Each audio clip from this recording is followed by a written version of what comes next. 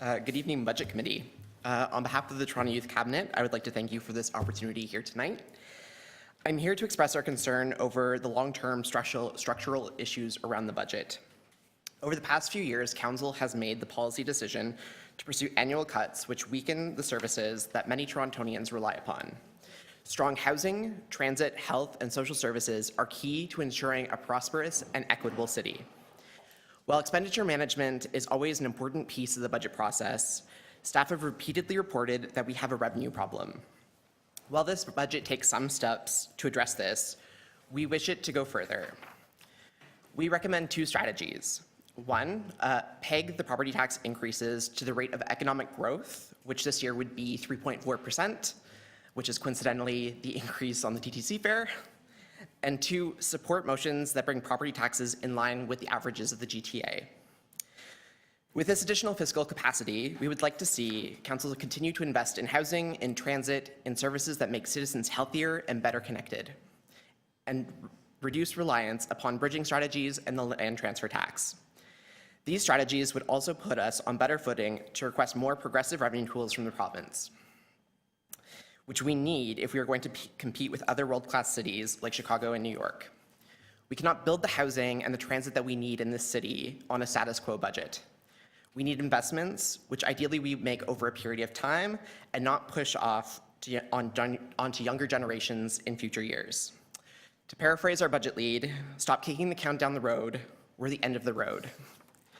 Finally, I would like to echo a message that I believe I delivered this time last year.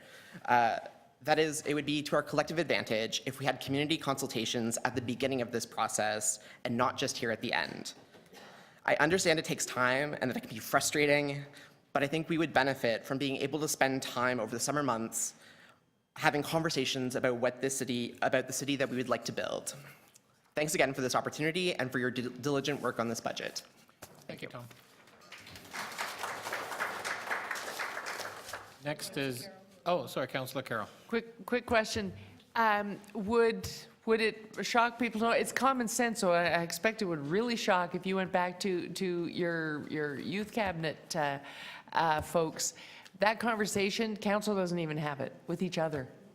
Should we have that conversation first and then have it with the community? Which conversation? Sorry. What are our priorities? What do we really want to do? Where do we want to go with the city? What do 44 councillors and the mayor have in common in terms of those goals? The last time we had that conversation was right after the 2006 election. I would suggest that council pursue that in the near future. Thank you. Thanks. Tom, I've got a question. Can we talk through this, or can you give, maybe it's just say it again so I can put it in a tweet properly.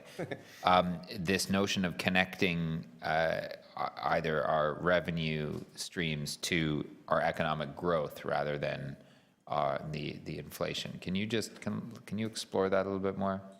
Yes, so as I believe you've mentioned earlier in the evening, costs for delivering services go up by at least inflation. We are an extremely wealthy city, and we should be pegging our property tax increases to economic growth, which tend to be higher, but would definitely help to address the structural revenue shortfalls we have been seeing over the past few years. Great. I can finish my tweet. Thank you. Thank you.